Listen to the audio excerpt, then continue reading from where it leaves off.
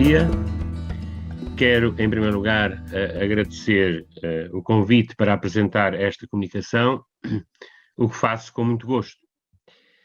O título da minha comunicação é A Educação em Portugal hoje, Avanços e Recuos, Novos Desafios. De acordo com a Declaração Universal dos Direitos do Homem, no artigo 26º, toda a pessoa tem direito à educação.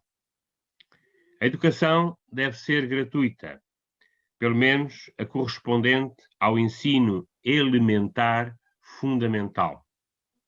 O ensino elementar é obrigatório. O ensino técnico e profissional deve ser generalizado. O acesso aos estudos superiores deve estar aberto a todos em plena igualdade, em função do seu mérito.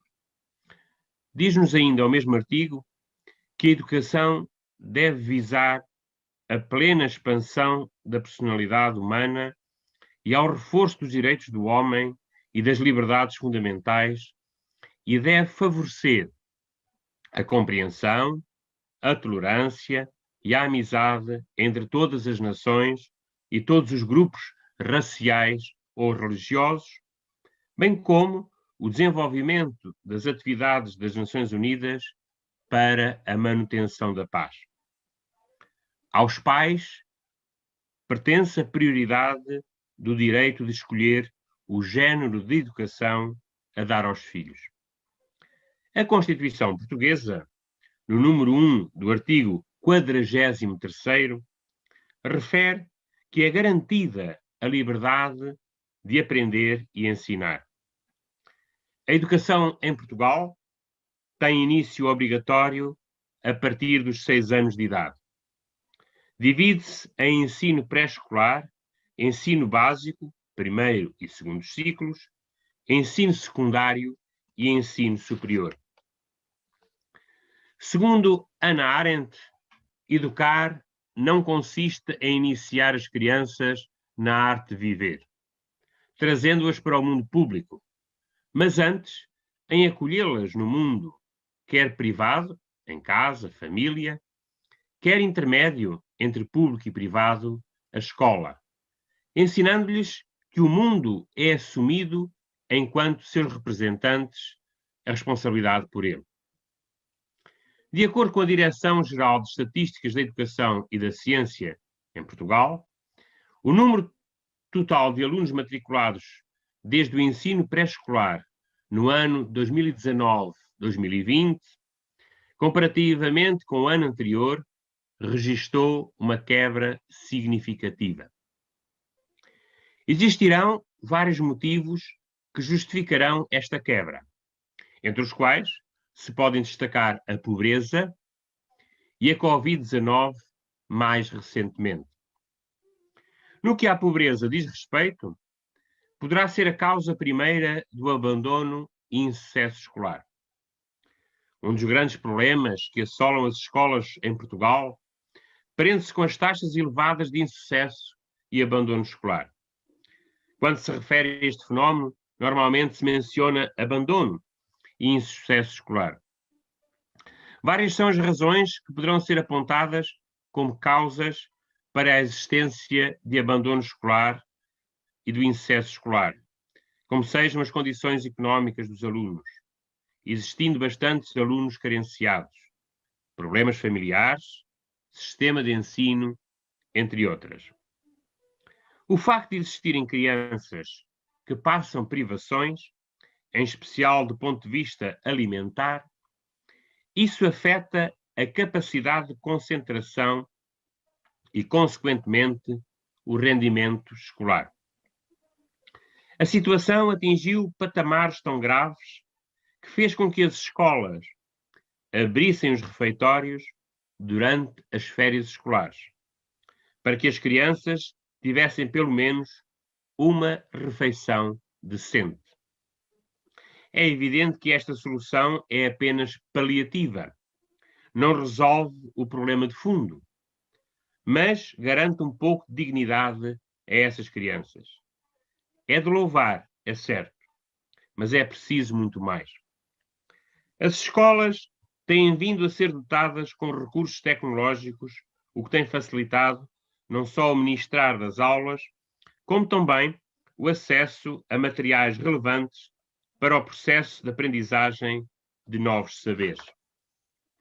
Contudo, nem todas as crianças do ensino básico e secundário tiveram acesso a essas tecnologias, motivado em grande parte pelo que foi retratado em cima, a pobreza. Houve, no entanto, um esforço por parte do governo em resolver estas situações, de modo a minimizar os efeitos negativos que comprometem o processo de aprendizagem. Esta situação veio a ter um eco mais forte a quando da pandemia Covid-19, por causa da qual as aulas deixaram de ser, na maioria dos casos, presenciais. E houve muitas crianças que tiveram dificuldades nas aulas online, uma vez que muitos não tinham computadores e outros não tinham acesso à rede que permitisse as aulas através da plataforma Zoom. Nos ensinos básico e secundário, a presença dos pais, através de associações de pais, torna-se uma peça importante no acompanhamento da educação dos seus filhos, fazendo com que a escola e a família se completem no processo educativo. É necessário promover a educação para os direitos humanos, bem como a democracia nas escolas. A violência nas escolas é outro problema que tem aumentado recentemente, tornando-se num foco de atenção. É importante, na educação, a envolvência de toda a sociedade, uma vez que o produto dessa educação afeta significativamente a própria sociedade. Daí que seja importante, até num processo de descentralização, envolver as autarquias locais.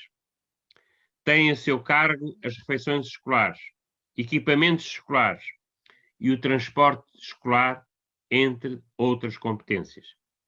No entanto, nem todas as autarquias estão apetrechadas para o ambicioso papel da educação. Podemos diluí-los com outras competências. É importante pensar: escola pública para todos, mas tem que se garantir os transportes escolares. Áreas de enriquecimento curricular, posicionamento da escola em tempo integral, favorecendo a criação de espaços de apoio aos alunos e de maior enriquecimento do seu conteúdo. A celebração de protocolos entre os serviços da autarquia e as escolas. Alunos com necessidades educativas especiais precisam de mais serviços na educação. As autarquias locais podem cooperar com as escolas para suprir necessidades de transporte adaptado, ou seja, garantir que todos os alunos com necessidades educativas especiais têm acesso à escola, visitas de estudo e todas as oportunidades que os outros alunos têm. Os conselhos municipais de educação e segurança são também importantes. Reúnem as forças vivas do concelho. Vão desde autarcas, professores, polícias e demais entidades. Estes conselhos são importantes, uma vez que colocam em cima da mesa os principais problemas e, em conjunto, tentam arranjar uma solução para os mesmos. Não só os problemas que são apresentados, também propostas para valorizar e promover a educação. Estas situações referidas anteriormente dizem de um modo especial respeito ao ensino público, ou seja, aquele que é proporcionado pelo Estado. Não nos podemos esquecer do ensino particular e cooperativo, que, não tendo influência direta do Estado, para ser aprovado pelo Estado, tem de oferecer a garantia de ser ministrado um ensino com qualidade científica. São, na maioria dos casos, os pais ou outros familiares que custeiam este tipo de ensino. No que ao aproveitamento diz respeito, tem-se verificado que a média mais alta dos exames nacionais e das notas finais ocorre maioritariamente no ensino privado. Por que ocorre esta situação? Será que inflacionam as notas? Ou será que há um certo elitismo na escola, na escolha dos alunos, e estas escolas escolhem os melhores? Quanto à questão sobre a inflação das notas, não acredito que ocorra. A questão que se coloca aqui, no campo meramente especulatório, é que talvez os professores do ensino privado sejam mais escrutinados do que no ensino público. Ou seja, se a avaliação de desempenho for negativa, o professor ou a professora em questão vê comprometida a continuação do seu posto de trabalho. Por outro lado, há, por razões económicas, uma maior envolvência dos pais, uma vez, como se disse, na maior parte dos casos, são eles que custeiam o ensino. Por outro lado, devido também às condições económicas elevadas e, em alguns casos, muito elevadas, as taxas de insucesso e abandono escolar no ensino privado são muito diminutas. Se isto acontece para o ensino pré-escolar, básico e secundário, como será o ensino superior? Neste temos o ensino público, o ensino privado e o concordatário. Quanto ao ensino superior público, tem-se verificado um aumento do número de vagas disponíveis para os candidatos ao ensino superior. Tem-se verificado ainda, de acordo com uma política concertada de internacionalização, um aumento de alunos estrangeiros, em especial através dos programas Erasmus e Erasmus Mundus. Falamos neste campo na mobilidade de professores e alunos, que também dignificam o processo de internacionalização. O ensino superior privado tem conhecido também um aumento significativo na procura.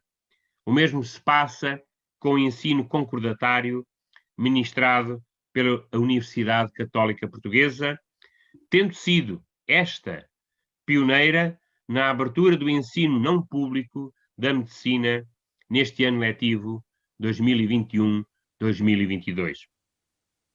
Alguns dos problemas mencionados anteriormente também se verificam, ainda que noutro patamar, no ensino superior.